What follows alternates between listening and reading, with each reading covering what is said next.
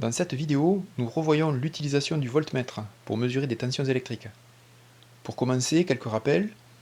L'unité de tension, le volt, de symbole grand V. Les tensions que nous mesurons habituellement peuvent être de l'ordre de quelques millivolts. 1 millivolt égale 0,001 volt, ou 10-3 volts. Ou de quelques volts à des valeurs allant jusqu'à 1000 volts, c'est-à-dire 1 kV ou 10 puissance 3 volts. Pour utiliser correctement l'appareil de mesure de tension, le voltmètre, voici le principe.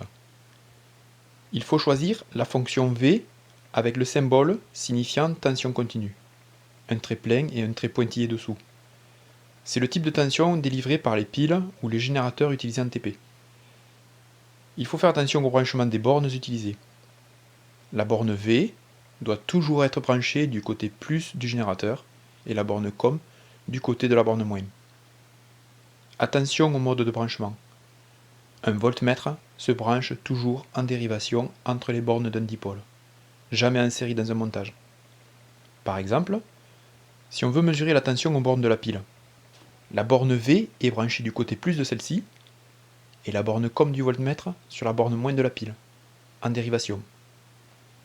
Le voltmètre affiche 4,48.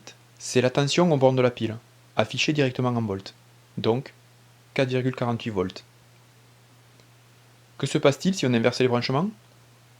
C'est-à-dire mettre la borne COM du côté plus et la borne V du côté moins. Le voltmètre indique moins 4,48. Un signe moins apparaît. Ça ne présente aucun risque pour l'appareil. On doit juste inverser les branchements. Et la tension est toujours de 4,48 volts évidemment. Le symbole du voltmètre, que vous devez connaître, et sa représentation dans un schéma électrique. Que sont les calibres et comment les choisir?